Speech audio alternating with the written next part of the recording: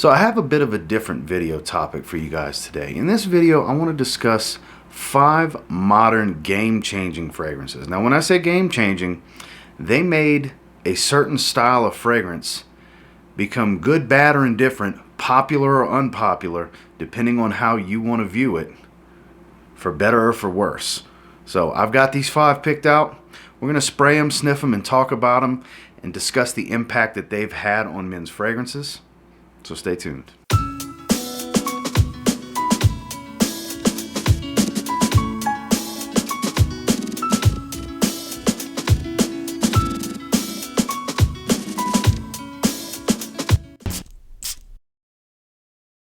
Starting with one that makes for a polarizing genre.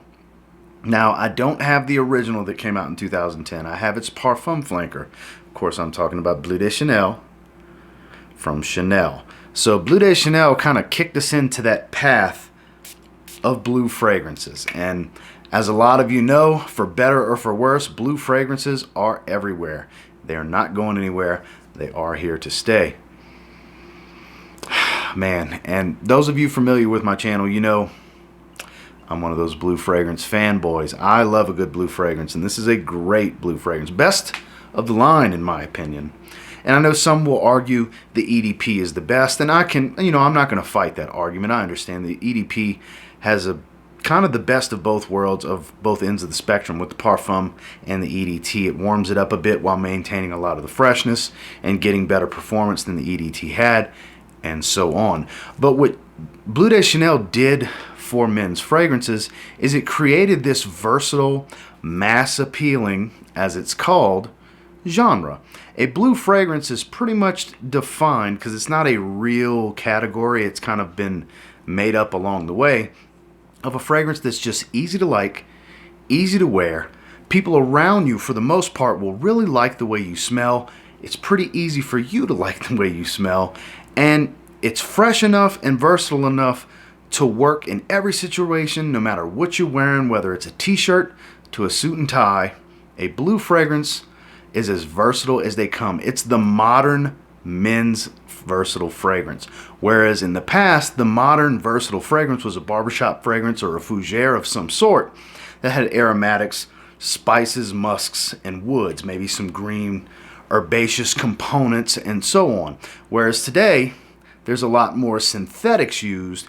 Your ISOE supers, which this fragrance is full of ISOE super, ambroxan, amberwood, which is a warm ambery ambroxan type of smell. It's still in the ambroxan family. Synthetic ambergris, which is a more salty aquatic ambroxan family note, and so on. Like I said, Bleu de Chanel is kind of what kicked this off. Sauvage took it to the next level, because I find more fragrances utilize what Sauvage is most popular for and most hated for at the same time, that strong ambroxan note, whereas that spawned your Bulgari Aqua Atlantique, your Versace Dylan Blue, your Prada Luna Rosa Carbon, and so on. I feel like more fragrances try to replicate Sauvage than try to replicate Bleu de Chanel these days. But there's no denying that Bleu de Chanel, it's all Bleu de Chanel's fault that we have all these blue fragrances. Next, we're going to talk about a particular fragrance that's very near and dear to my heart. Even though I love blue fragrances, what I love second most behind blue fragrances would be Iris. And DIOR Homme made it cool for guys to wear floral-dominated Iris fragrances. While this is not the original Silver Stem from 2005, this is the 2011 to 2019 formulation before they created DIOR Homme Original and the new DIOR Homme 2020 that is all about ISOE super and warm woods. This is that classic fantasy iris note, which is a waxy, powdery iris that has that lipstick makeup bag type of smell. Yes, more feminine, but more the metrosexual modern man. Now, is every modern man a metrosexual? Absolutely not.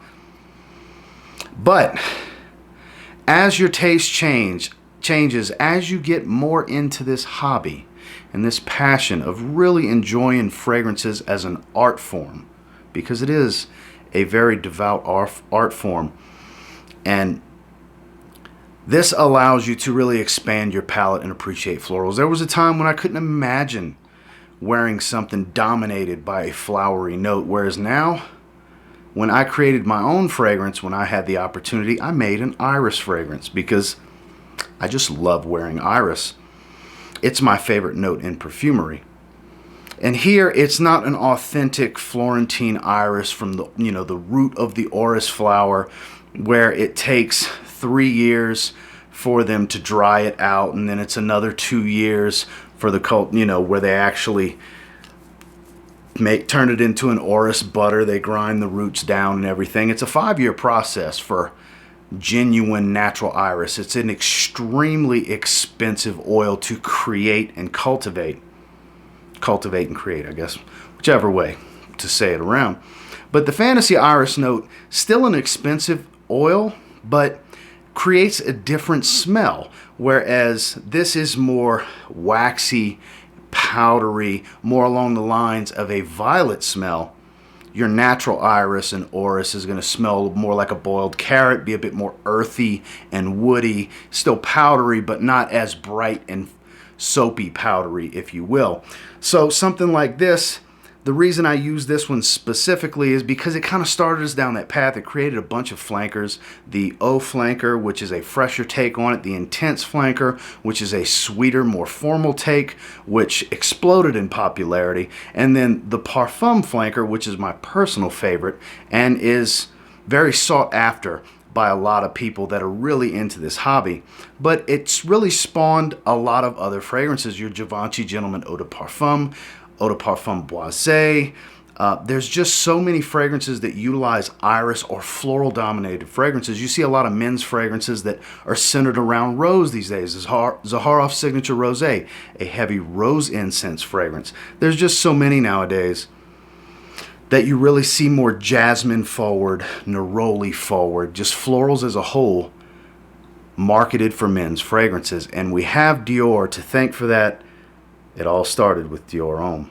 So here's an interesting one that we have to blame for the just overdose of sweet fragrances in the men's market nowadays. Paco Rabanne's 1 Million. While still a decent fragrance, I'm not going to sit here and act like it's not. I do enjoy it. That's why I own it. Sweet, warm cinnamon, playful, youthful, used to be a beast. This fragrance used to be a beast. Now it's an average performer. It's nothing spectacular. 6-7 hours for me personally, which I still think is pretty solid performance. Not the loudest fragrance. This used to be kind of the king of the club, if you will.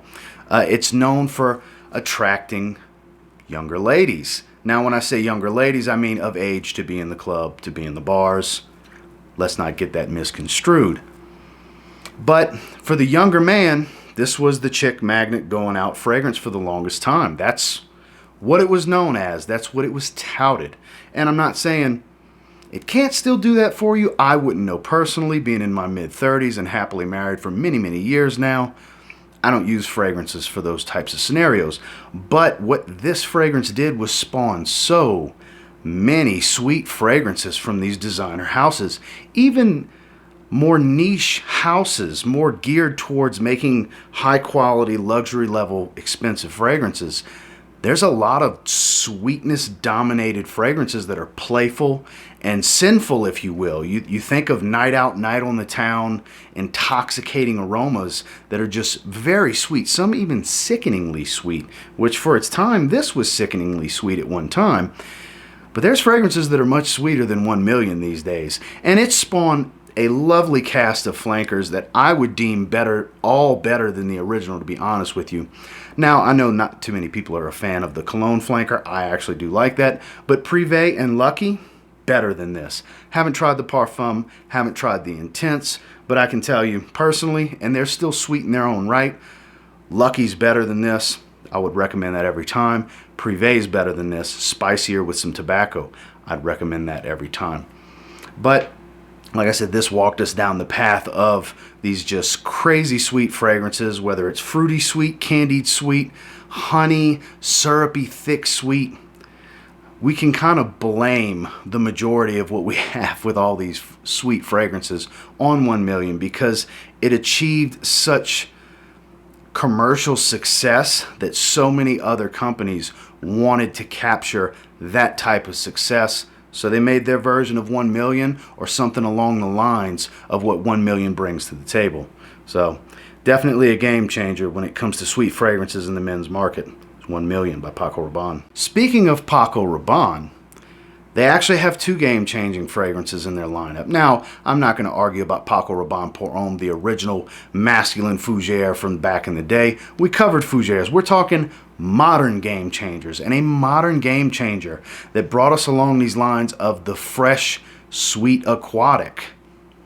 You know it, you love it, or you know it and you hate it. It's Invictus from PACO Rabanne.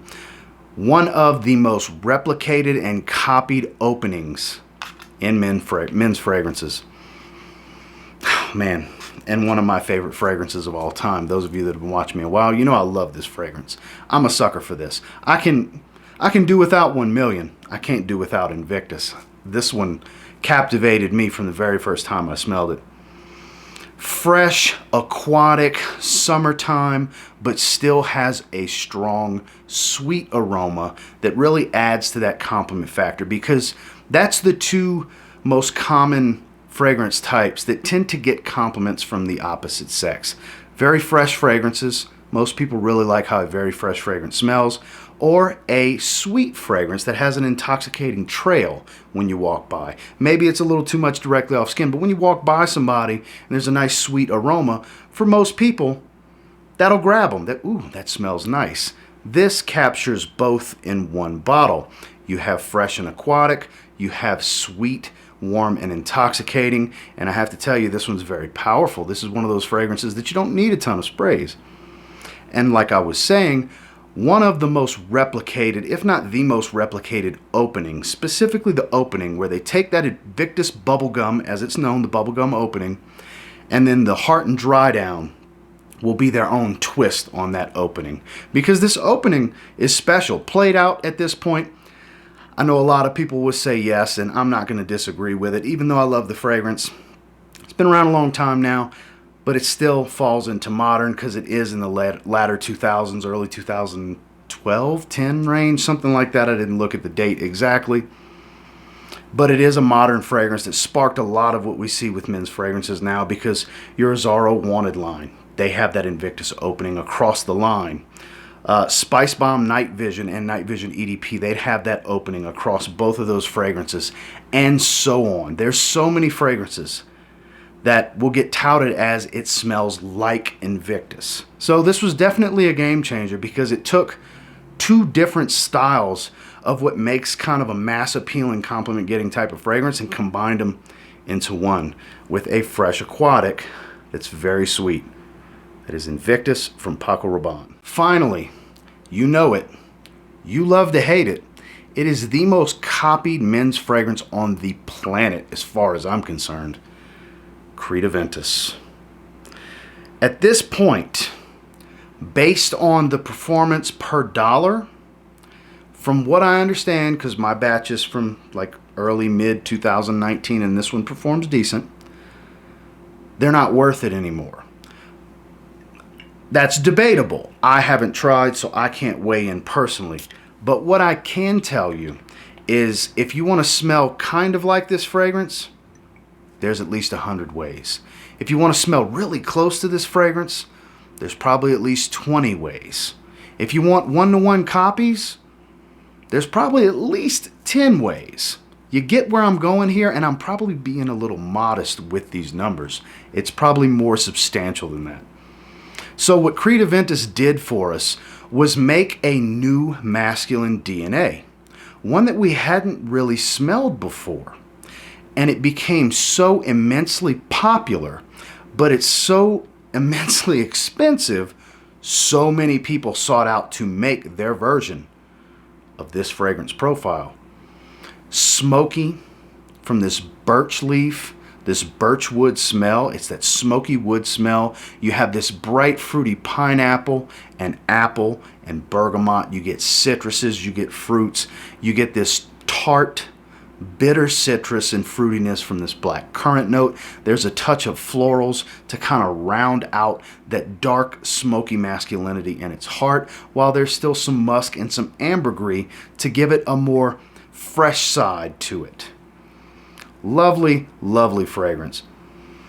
The best is still the original. I have tons of clones inspired by or kind of smells like Creed Aventus style fragrances. The best is still the original, obviously. Creed Aventus is still the way to go in my opinion. But that's the thing. When it comes to giving small independent clone houses a shot at something worth selling, you can always make a version of Creed Aventus. And the batch debate has gotten so out of hand, clone companies are even making individual Grail batch clones, 13ZZ01, 16 whatever L01, and just all these different 2010 batches from the original launch year.